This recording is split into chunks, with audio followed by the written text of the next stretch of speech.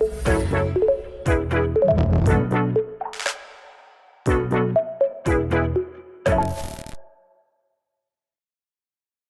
love to kick things off. If you could introduce yourself to our audience, kind of tell them a little bit about your background, and then we'll dig into our conversation here today. Of course. So I'm Charles Carmichael. I'm the Chief Technology Officer of Mandiant Consulting. I've been with the organization for 13 years, and my team and I, we help organizations both respond to cybersecurity attacks, and we help organizations prepare for and mitigate the risk and the impact of cyber threats. And so we use AI to help us do that, and happy to talk about how we do it and what organizations are doing. So I'm super excited for our conversation today. I don't think this gets, we hear a lot every day now about AI, but we don't hear maybe as much as we should about AI and how and cybersecurity. So would love to hear about how you're leveraging it in your day-to-day, and then we can go kind of into I'm sure you're going to talk about it, but like identifying malicious content and helping automate security tasks. But let's hear from you first. Sure. So let's start with anytime there's the introduction of new technology, a lot of times we want to focus, or people tend to gravitate towards learning or understanding how a new technology could be used for malicious purposes. So when cybersecurity professionals talk about AI, a lot of times they talk about the malicious uses of AI. But I want to start by talking about the benign and the good, positive uses of AI. Because from our perspective, we actually think that AI is better for network defenders than it is for adversaries today. And the reason why I believe that is because, look, I started my career as an offensive security researcher. I try to break into organizations and try to circumvent controls. And when I think about how I would use AI for malicious purposes, I could come up with a list that's this big, it's decent size. But when I think about how many ways in which I could use AI for defensive purposes or beneficial purposes, I mean, the list is gigantic. And so maybe to start with, how we're using AI today to help defenders. And the fact of the matter is, look, we've been using AI and machine learning for quite some time to help identify malicious content on networks. And the next gen antivirus software has been using machine learning and AI for quite some time. And so, there's a lot of hypothetical scenarios out there around malicious AI or AI being used maliciously to create malicious software that can compromise networks and penetrate firewalls. Fact is, any malicious software that AI creates will very likely be detected by the AI and the machine learning that's been looking for and detecting and stopping malicious software for quite some time. So I'm not really too concerned about that. When I also think about positive uses of AI, as defenders, we use it all the time beyond identifying malicious content. We use it to help us, maybe understand security vulnerabilities in products so that we could create patches for those products.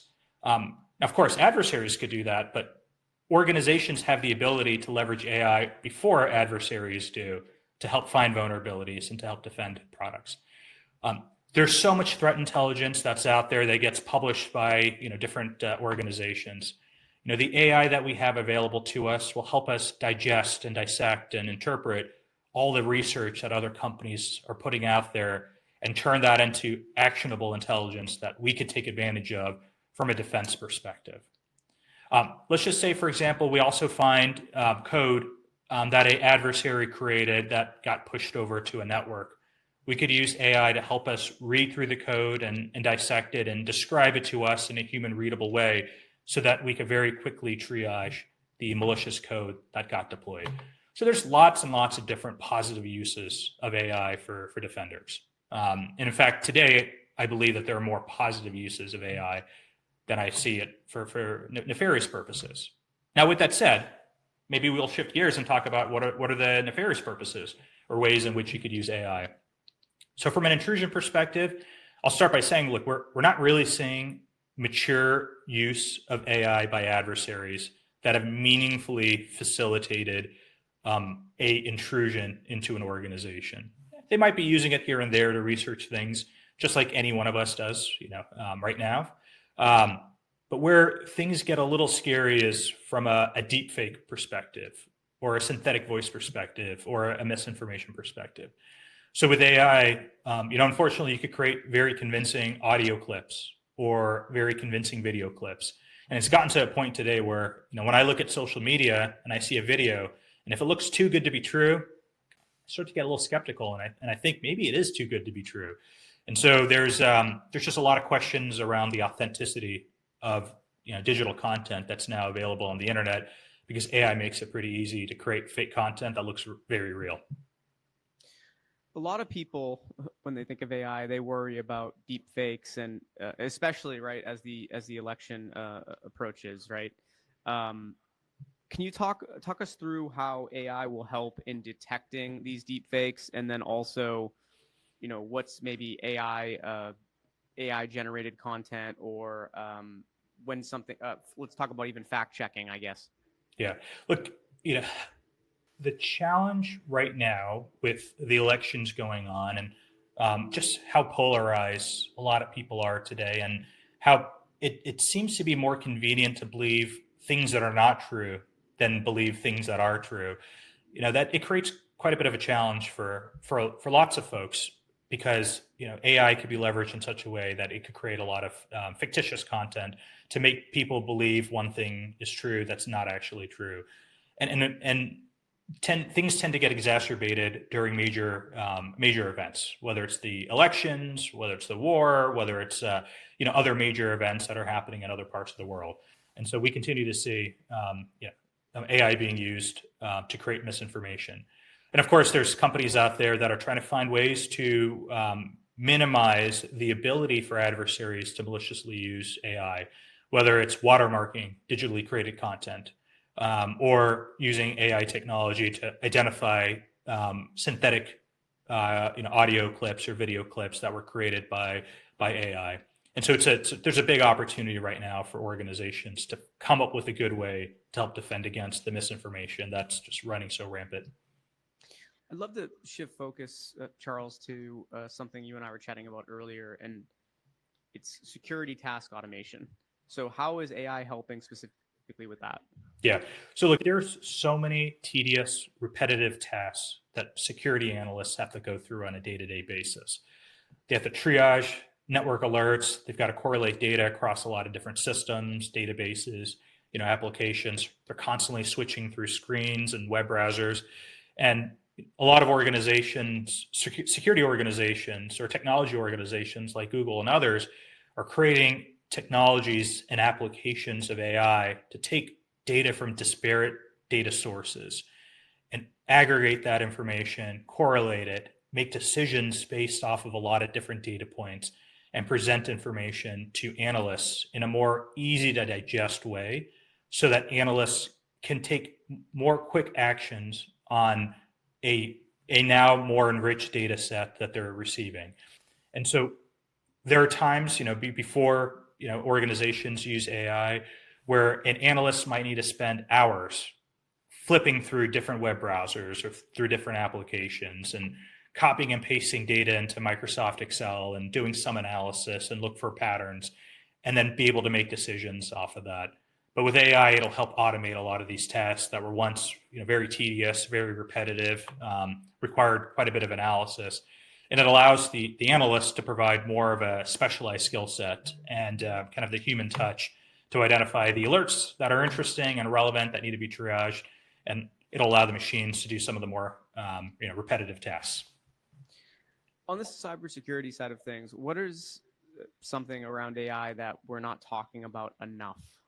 Yeah, look, I think a lot of organizations don't quite understand how to use AI in a safe and secure way. And I think a lot of organizations tend to shy away from using AI because they're afraid of data leakage. So for example, they don't want their proprietary source code or intellectual property to leave their organization and get put into a third-party AI model. And so they're concerned about data leakage from that perspective. And so what tends to happen is, the company by policy will ban the use of AI tools, but the employees know that they need to use it and they want to use it. And so they find ways around the company policy.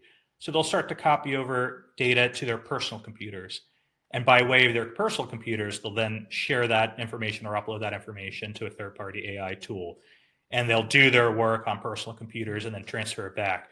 And so the thing that I think we all need to get a better handle on is how do we safely use AI and enable people to use AI in a way that's compliant with company policies, that mitigates and minimizes the risk of data leakage, so that people aren't coming up with their own processes and circumventing existing company policies and doing things that they shouldn't really be doing because they really want to use AI and it's just not readily available to them.